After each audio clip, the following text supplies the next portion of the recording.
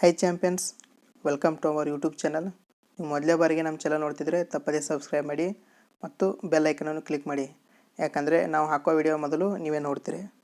ನಾವು ಮೊನ್ನೆ ಕ್ಲಾಸ್ನಲ್ಲಿ ಮೌರ್ಯ ಸಾಮ್ರಾಜ್ಯದ ಬಗ್ಗೆ ಹಲವಾರು ಕ್ವಶನ್ಗಳನ್ನು ಡಿಸ್ಕಷನ್ ಮಾಡಿದ್ದೀವಿ. ಈಗ ಅದರ ಮುಂದಿನ ಭಾಗವನ್ನು ಚರ್ಚೆ ಮಾಡ್ಕೊತಾ ಹೋಗೋಣ. ಇವು PC, PSI, SD, FD ಮುಂತಾದ ಪರೀಕ್ಷೆಯಲ್ಲಿ ಕೇಳಿರುವ ಪ್ರಶ್ನೋತ್ತರಗಳಾಗಿರ್ತವೆ.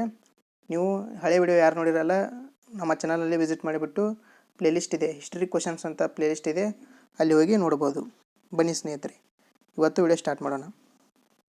ಮೊದಲೇ ಕ್ವಶನು, 41ನೇ ಕ್ವಶನು.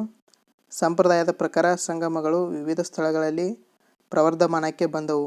ಈ ಕೆಳಗಿನ ಯಾವ ಸ್ಥಳಗಳು 3 ಸಂಗಮಗಳೊಂದಿಗೆ ಸಂಬಂಧ ಹೊಂದಿದ್ದವು? ಅಂದರೆ ಚೇರರು, ಪಾಂಡ್ಯರು ಮತ್ತು ಚೇಳರು, ಇವರು 3 ಯಾವ ಜೊತೆ ಸಂಬಂಧ ಹೊಂದಿದೆ ಅಂತ ಕೇಳಿದ್ದಾರೆ. ಇದಕ್ಕೆ ಸರಿಯಾದ ಉತ್ತರ ಯಾವುದಂದರೆ ಮಧುರಾ ಮತ್ತು ಕಪಟಪುರ.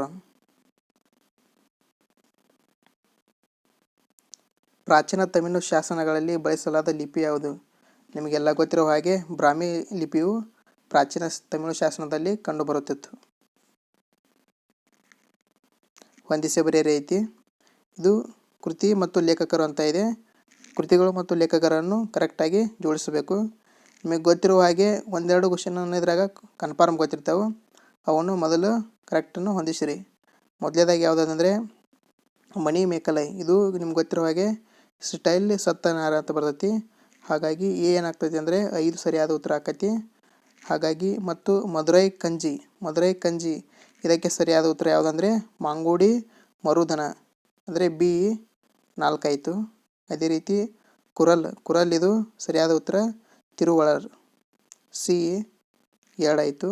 ಅದಾದ ನಂತರ ಪೆರುಂಗಂಡ ಅಂತ ಇದೆ. ಇದಕ್ಕೆ ಸರಿಯಾದ ಉತ್ತರ ಯಾವುದಂದರೆ ಕೊಂಗು ಒಳಿರ್. ಇವು ತಮಿಳು ಭಾಷೆಯಾದ ನಂತರ ಸ್ವಲ್ಪ ಉಚ್ಚಾರವು ಆಗೋದಿಲ್ಲರಿ.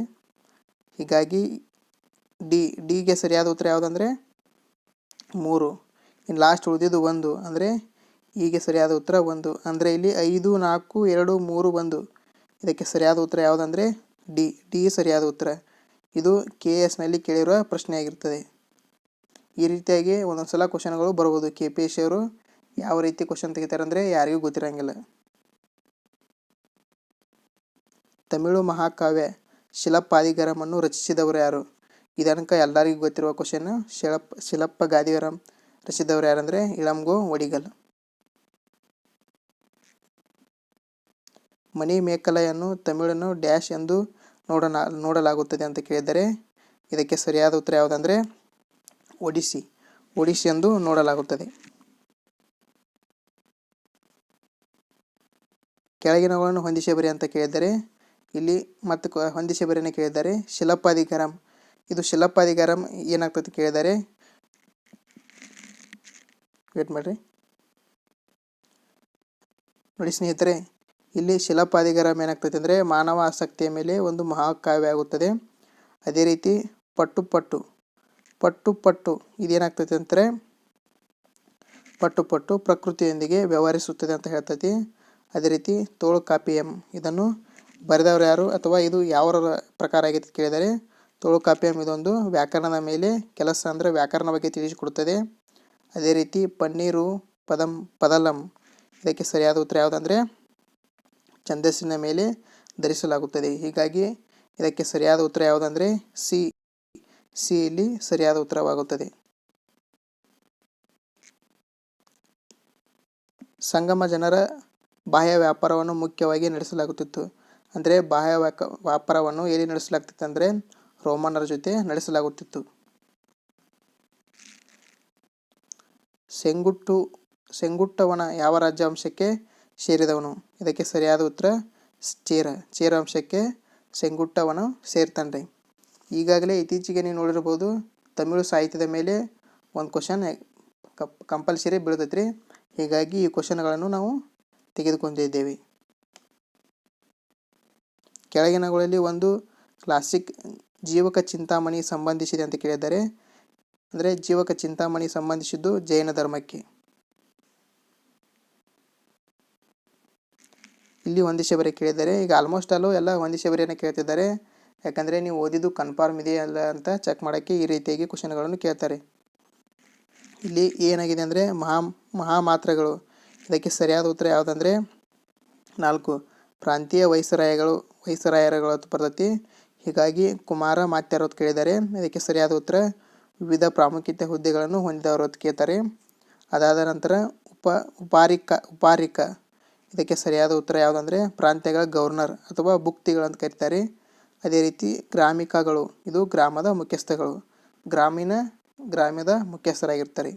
ಹೀಗಾಗಿ ಸರಿಯಾದ ಉತ್ತರ ಯಾವುದಂದರೆ 4, 3, 1, 2 ಇಲ್ಲಿ ಸರಿಯಾದ ಉತ್ತರವಾಗಿದೆ. ಧರ್ಮಶೋಕ ಎಂಬ ಹೆಸರು ಕಂಡು ಬಂದಿದೆ. ಅಂದರೆ ಧರ್ಮಶೋಕ ಎಂಬ ಹೆಸರು ಎಲ್ಲಿ ಕಂಡು ಬಂದಿದೆ ಅಂತ ಕೇಳಿದ್ದಾರೆ. ಇದು ಸಾರನಾಥ ಶಾಸನದಲ್ಲಿ ಕಂಡು ಬಂದಿದೆ. ಸಂಗಮ ಯುಗದ ಪ್ರಮುಖ ಉದ್ಯಮವೆಂದರೆ, ಅಂದರೆ ಸಂಗಮ ಯುಗದಲ್ಲಿ ಯಾವ ಉದ್ಯೋಗಗಳನ್ನು ಮಾಡ್ತಿದ್ರು ಕೇಳಿದ್ದಾರೆ. ಇಲ್ಲಿ ಹೆಚ್ಚಾಗಿ ಏನು ಮಾಡ್ತಿದ್ರು ಅಂದರೆ ಬಟ್ಟೆಯನ್ನು ಉತ್ಪಾದನೆ ಮಾಡ್ತಿದ್ರು.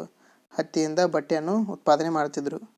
ಹಾಗಾಗಿ ಅಂದರೆ ಆಗಿನ ಕಾಲದಲ್ಲಿ, ಪ್ರಾಚೀನ ಕಾಲದಲ್ಲಿ ಹತ್ತಿ ಉತ್ಪಾದನೆಯು ಕೂಡ ಹೆಚ್ಚಾಗಿ ಬೆಳೆತಿತ್ತು. ಸಂಗಮ ಯುಗದಲ್ಲಿ ಉರೈಊರು ಪ್ರಮುಖವಾಗಿತ್ತು. ಈ ಕ್ವಶನನ್ನು PSIಲಿ ಕೇಳಿರುವ ಪ್ರಶ್ನೆ ಉತ್ತರವಾಗಿದೆ. ಉರೈಊರು ಎದಕ್ಕೆ ಫೇಮಸ್ ಅಂತ ಕೇಳಿದ್ದಾರೆ. ಇದಕ್ಕೆ ಸರಿಯಾದ ಉತ್ತರ ಯಾವುದಂದರೆ ಹತ್ತಿ ವ್ಯಾಪಾರದ ಉತ್ತಮ ಕೇಂದ್ರವಾಗಿತ್ತು. ಸಂಗಮ ಕಾಲದ ಸಾಹಿತ್ಯದಲ್ಲಿ ಯಾವ ಭಾಷೆಯನ್ನು ಬಳಸಲಾಗುತ್ತಿತ್ತು ಅಂತ ಕೇಳಿದ್ದಾರೆ.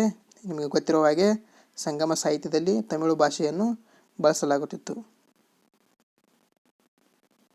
ಸಂಗಮ ಸಾಹಿತ್ಯ ಇದೆ, ಅಂದರೆ ಸಂಗಮ ಸಾಹಿತ್ಯಕ್ಕೆ ಇದಕ್ಕೆ ಕರೆಕ್ಟಾಗಿ ಹೊಂದುವುದು ಯಾವುದು ಕೇಳಿದ್ದಾರೆ. ಇದು ಆರಂಭಿಕ ತಮಿಳು ಸಾಹಿತ್ಯ.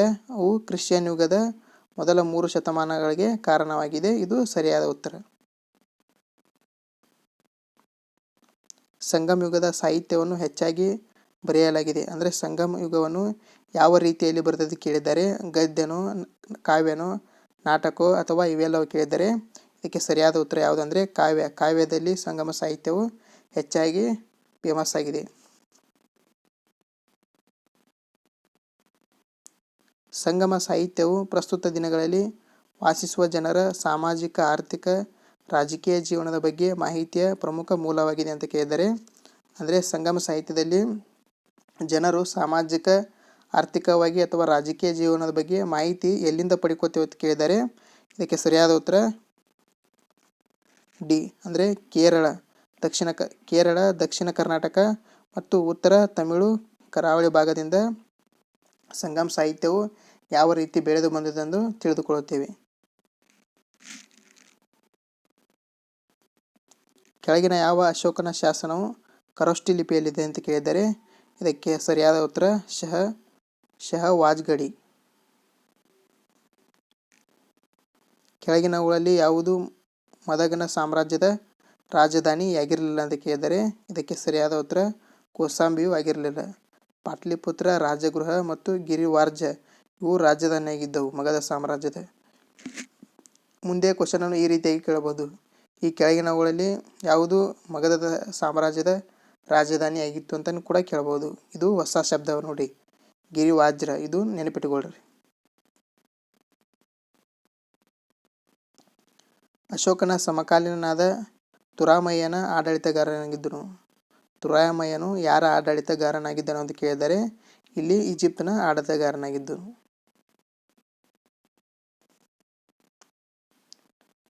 ಕೆಳಗಿನ ಯಾವ ಜೋಡಿಗಳು ಸರಿಯಾಗಿ ಹೊಂದಾಣಿಕೆಯಾಗುತ್ತವೆ ಅಂತ ಕೇಳಿದ್ದಾರೆ. ನೋಡ್ರಿ, ಇಲ್ಲಿ ಕರೆಕ್ಟಾಗಿ ನೋಡ್ಕೊತ ತಗೊಂಡ್ರಿ ಒಂದೊಂದಾಗಿ. ಏಷ್ಯಾದಲ್ಲಿ ಕರೆಕ್ಟ್ ಹೊಂದೋದು ಯಾವುದಂದ್ರೆ ಹೆರಾತ, ಇದು ಕರೆಕ್ಟ್ ರೀ. ಹರೇ ಹಿಜಾಯಿ ಇದು ಕಂದರ್. ಕೆಡ್ನೇಸಿಯಾ ಬಲೂಚಿಸ್ತಾನ್. ಪ್ಯಾರಾಪಿ ಹಡೆ ಕಾಬೂಲ್.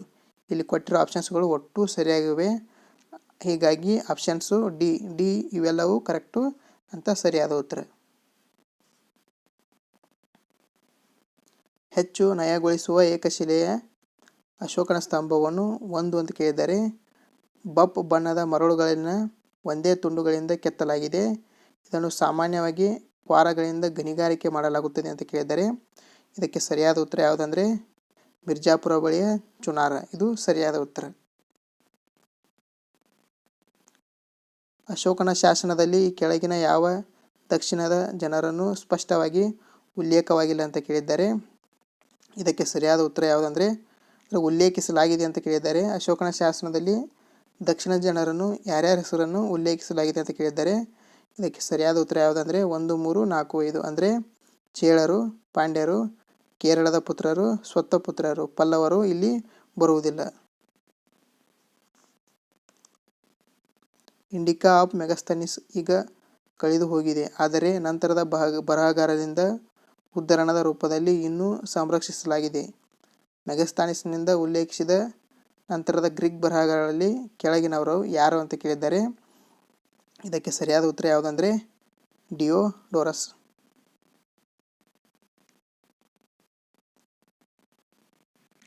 ಸರಿ ಇದಕ್ಕೆ ಡಿಯೋಡೋರಸ್ ಅಲ್ಲ, ಸ್ಟ್ರಾಬೋ ಇದಕ್ಕೆ ಸರಿಯಾದ ಉತ್ತರ.